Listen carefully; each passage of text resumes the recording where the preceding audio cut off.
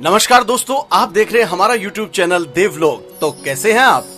Sir already हमने देवलोग्स के channel को सब्सक्राइब कर लिया है, तो आप जल्दी से बताइए आज आप कौन से गांव की कहानी लेकर आए हो। हाँ, क्यों नहीं, क्योंकि टाइम सबसे इम्पोर्टेंट होता है, ये मैं भी समझता हूँ। आज आपको एक ऐसे गांव की कहानी हम बताने वाले हैं जिसके बारे में सुनकर आप रोमांचित हो जाएंगे और आपको मजा आ जाएगा।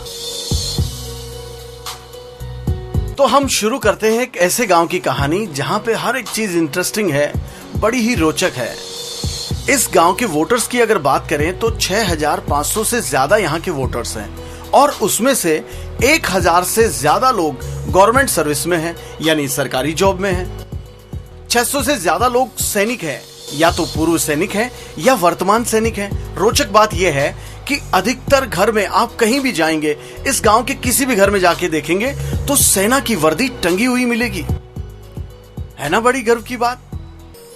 और जब इस गांव में इतने सैनिक हैं तो एक और रोचक बात इस गांव के साथ जुड़ जाती है कि चाहे सेकेंड वर्ल्ड वॉर हो, द्वितीय विश्व युद्ध हो, 1962 का युद्ध हो, 1965 का हो, यानी 1962, 1965, 1971 और यहां तक कि कारगिल का युद्ध भी रहा हो, सभी जंगों में यहाँ के जवान शामिल रहे हैं। इन जवानों के पास जंगों की इतनी कहानियां मौजूद हैं जिन्हें सुनकर आपके रोंगटे खड़े हो जाएंगे। तो आइए अब जानते हैं इस गांव की भौगोलिक स्थिति के बारे में। दोस्तों, हम सबका प्यारा, हम सबका वतन, ये है हमारा भारत। और भारत के मस्तक का ताज है हमारा राजस्थान। बस सीकर जिले का प्यारा सा गांव है तारपुरा, जो सीकर सिटी से मात्र 20 किलोमीटर की दूरी पर है और हमारी राजधानी जयपुर से 131 किलोमीटर की दूरी पर स्थित है। हम बात कर रहे हैं तारपुरा गांव की, जो सीकर का ही नहीं बल्कि आसपास के क्षेत्रों में भी बहुत खास है। और खास है इसकी पहचान। वीरों की इस भूमि को आइए हम और आप मिलकर सब करते हैं सादर वंदन, सादर नमन। तो सबसे पहले बात करते हैं इस गांव के इतिहास की, यानी ये गांव कब स्थापित हुआ। सन 1622 ईस्वी में स्थापना हुई तारपुरा गांव की और ये पूरे 18,000 BHK में बसा हुआ है। इस गांव का पुराना नाम है तार खान। क्यों, है ना इंटरेस्टिंग। लेकिन बाद में कालांतर में धीरे धीरे लोग इसे तारपुरा के नाम से जानने लग गए। तारपुरा गांव की स्थापना का मुख्य श्रेय नर्मदा राम जी भीचर और केसरी सिंह जी शेखावत का माना जाता है। इस गांव की जो कहानी है वो बड़ी ही रोचक है, दिल को छू लेती है। आप अगर इसको पूरी तरह से जानेंगे, समझेंगे तो बस बड़ा ही आपको मजा भी आएगा और आश्चर्य भी होगा। क्योंकि इस गांव में है शो भजन जी महाराज का मंदिर। ये कोई मामूली मंदिर नहीं है, ये है शो भजन जी का मंदिर। यहाँ के वासिंदे, यहाँ के निवासी शो भजन जी के आशीर्वाद से भारतीय सेना में नौकरी पाने का सुनहरा अवसर पाते हैं। और तो और मान्यता ये भी है कि जिसको भी शो भजन जी का आशीर्वाद मिल गया, समझ लो भारत की सेना की वर्दी भी उसी को मिल गई। और शायद इसीलिए ही तारपुरा को इतने सैनिक मिले हैं। और शो भजन जी के मंदिर के साथ साथ एक और मंदिर वहां है, वो है श्री मनसा माता का मंदिर। हर सैनिक जब भी आर्मी से छुट्टी पर आता है तो मां मनसा का दर्शन अवश्य करता है, कभी नहीं भूलता। और वहीं जब सैनिक सरहद पर जाता है तो सरहद पर जाने से पहले सैनिक मां मनसा माता का रक्षा सूत्र अर्थात कलावा अपने हाथों पर बांधकर ही अपने गंतव्य के लिए रवाना होता है। है ना कहानी इंटरेस्टिंग। तारपुरा के बारे में जैसे जैसे आप जानते जाएंगे, रहस्य के पर्दे, रहस्य की परतें खुद ब खुद खुलती ही चली जाएंगी। तो जब मनसा माता मंदिर की बात ही चल पड़ी है तो आइए इस मंदिर की स्थापना के बारे में कुछ बताते हैं आपको। कहा जाता है कि गुंगारा गांव से मनसा माता मंदिर के पास में एक नदी बहती थी और उसी नदी में मां मनसा की मूर्ति बहकर इस तारपुरा गांव में आ गई। और इसकी स्थापना तारपुरा गांव की स्थापना से पहले की मानी जाती है। इस मंदिर में श्रद्धालुओं का आना जाना हर समय लगा रहता है और श्रद्धालु आते हैं, अपनी मन्नत मांगते हैं। मन्नत के रूप में मां मनसा माता मंदिर पर नारियल बांधते हैं और सबसे बड़ी बात, सभी श्रद्धालुओं की मन्नत मां मनसा अवश्य पूरी करती हैं। धार्मिक स्थलों की बात करें तो तारपुरा में है जौहर वीर श्री गोगाजी महाराज का मंदिर। और गांव के ही बीच में है नागा बाबा मठ और शिव मंदिर। श्री मनसा माता मंदिर के बारे में तो हम आपको बता ही चुके हैं और शिव भजन महाराज के मंदिर के बारे में भी हम बात कर ही चुके हैं। साथ ही है तारपुरा में ही हरि राम जी का मंदिर, श्री राधा कृष्ण जी का भी मंदिर। यानी धार्मिक दृष्टि से देखें तो तारपुरा एक समृद्ध गांव है। रिटायर्ड सूबेदार जगदीश सिंह जी शेखावत के अनुसार गांव में वर्तमान में अभी 280 से 290 के बीच में सैनिक हैं, पुलिसमैन हैं, नेवी मैन हैं, एयरफोर्स वाले हैं, आर्मी वाले हैं। यानी बहुत सारे तारपुरा के लोग अपनी सेवाएं दे रहे हैं और समाज की अग्रणी पंक्ति में विराजमान हैं। और जितने इस वक्त अपॉइंटेड हैं यानी जो सर्विस दे रहे हैं, उतने ही एक्स सर्विसमैन भी हैं, यानी इतनी ही मात्रा में इसी गांव से रिटायर्ड लोग भी हैं।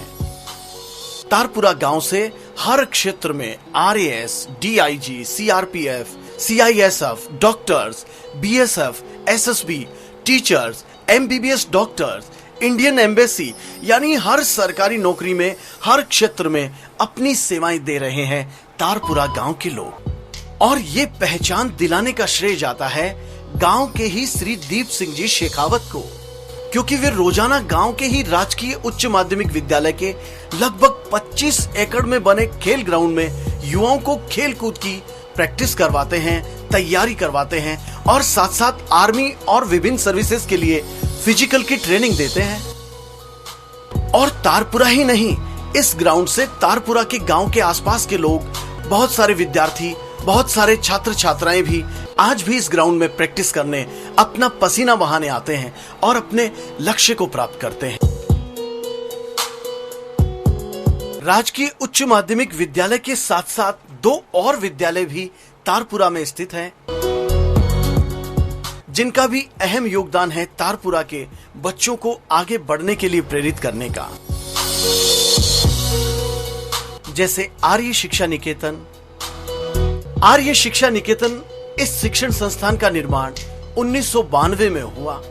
लगातार अथक प्रयास और कठिन परिश्रम से बड़े बड़े पदों पर जैसे डॉक्टर्स, आर्मी, एयरफोर्स, नेवी, हर क्षेत्र में गांव के बच्चे आगे बढ़े और उनका सिलेक्शन हुआ और उन्होंने अपने माँ बाप ही नहीं बल्कि पूरे गांव का मान बढ़ाया। और आर्य शिक्षा निकेतन तारपुरा से ही इंडियन एम्बेसी में कार्यरत गांव के दयाराम स्वामी, जिन्होंने इस स्कूल ही नहीं बल्कि पूरे गांव का नाम रोशन किया है। और साथ ही है आदर्श भारत पब्लिक स्कूल। सन 1992 यानी 1992 में ही इसकी भी स्थापना हुई और ये विद्यालय भी नित नए सफलता के सोपान चढ़ रहा है, निरंतर प्रगति के पथ पर अग्रसर है। और साथ ही NCC और NSS का भी संचालन इसी स्कूल में है। और इस संस्था से भी आज सैकड़ों युवा विभिन्न क्षेत्रों में अपनी सेवाएं दे रहे हैं, जिसमें अध्यापक, डिफेंस और सिविल सर्विसेज आदि हैं। और साथ ही तारपुरा में ही है भारत पब्लिक स्कूल, जो एक इंग्लिश मीडियम स्कूल है। मतलब कहने का सिर्फ एक ही है, इन्हीं सब शिक्षण संस्थाओं से यहाँ के युवा पढ़कर आगे बढ़ते हैं। यही वो हाथ हैं, यही वो फैकल्टीज हैं, यही वो टीचर्स हैं जो कच्ची मिट्टी रूपी इन बच्चों को सहेज कर, उकेर कर एक मूर्त बनाते हैं जो आगे चलकर हमारे समाज का नाम ऊंचा करते हैं। और इन शिक्षा मंदिरों के साथ साथ बहुत सारे और भी ऐसे स्थान हैं जो हमें मोटिवेट करते हैं, जो हमें सामाजिक सरोकार के बारे में सिखाते हैं। जैसे गौशाला तारपुरा में ही स्थित है, गुंगारा रोड पर एक बेहतर सुविधाओं वाली गौशाला। कहते हैं एक गौ माता के शरीर में समस्त देवी देवताओं का निवास होता है।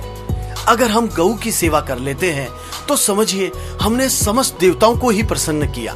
और इसी सोच को आगे ले जाकर इसका क्रियान्वयन करने की क्षमता और इसी संकल्पना को मूर्त रूप दे रहे हैं तारपुरा गौशाला के कार्यकर्ता। इस गौशाला में गायों के लिए चारा, चारे का भंडारण, साफ सफाई, नियमित निरीक्षण और समस्त प्रकार की उत्तम सुविधाएं उपलब्ध हैं। और समय समय पर गौशाला के निर्माण और इसके मेंटेनेंस के लिए भामाशाहों का सहयोग भी अतुलनीय और अद्वितीय है। तारपुरा गांव का परिदृश्य जब हम देखते हैं तो अलग अलग स्थानों पर अलग अलग चीजें, अलग अलग सुविधाएं ऐसे विद्यमान हैं जैसे मानो ये बहुत बड़ी सिटी हो या बहुत बड़ा महानगर हो। तारपुरा वासियों के लिए हर उत्तम सुविधा हर समय यहाँ उपलब्ध रहती हैं, जैसे राजकीय सामुदायिक स्वास्थ्य केंद्र और सामुदायिक केंद्र के ठीक सामने है सभी प्रकार की जांचों के लिए एक इंटरनेशनल क्वालिटी की लैब और मेडिकल स्टोर। चाहे चिकित्सा सुविधाओं के बारे में बात करें तो तारपुरा एक समृद्ध गांव है। भौगोलिक व्यवस्था, खेल ग्राउंड, तैयारी के लिए ग्राउंड की बात करें तो भी तारपुरा इन सब में उत्कृष्ट है। और जब हम बात करें यहाँ के लोगों के व्यवहार की, यहाँ के लोगों के आपस में परस्पर प्रेम की, और इसके लिए आप एक बार तारपुरा गांव अवश्य आइए, आप खुद जान जाएंगे कि क्यों है तारपुरा इतना विशेष और समृद्ध गांव। अगर आपको हमारे द्वारा दी गई ये प्रस्तुति अच्छी लगी है तो इसमें कोई शक नहीं कि आप हमारे वीडियो को लाइक जरूर करेंगे, शेयर भी करना है और सब्सक्राइब भी करना है। और सुनो, कमेंट जरूर कीजिएगा क्योंकि हम भी अभी सीख रहे हैं और आप जैसे लोगों द्वारा दी गई सलाह से हम अपनी क्वालिटी को और भी दुरुस्त और भी बेहतर कर पाएंगे। और सुनो, ये जो घंटी है ये भी एक हमारा मंदिर है, इस घंटी को भी आप बजा दीजिए जिससे हमारे आगे आने वाले वीडियोस के बारे में आपको हमेशा पता चल जाएगा और आप हमारे साथ बने रहेंगे। तो अब बताओ कैसा लगा तुम्हें आज ये तारपुरा गांव? सर मजा आ गया, बहुत ही अच्छा गांव है। अरे वाह सर, तो आपने ऐसे बोला जैसे कोई आर्मी का जवान बोलता है। बिल्कुल अच्छा, बहुत अच्छा। हाँ, क्यों नहीं सर। अब मैं भी तारपुरा के लोगों की तरह, यहाँ के युवाओं की तरह यहाँ पे आके तैयारी करूंगा और तारपुरा की तरह ही अपने गांव का नाम रोशन करूंगा। Very good, that's the spirit. तो दोस्तों आज के लिए बस इतना ही। फिर मिलते हैं किसी नए वीडियो के साथ, नए गांव के साथ और नए जोश और जुनून के साथ। तो बने रहिए देव व्लॉग्स के साथ।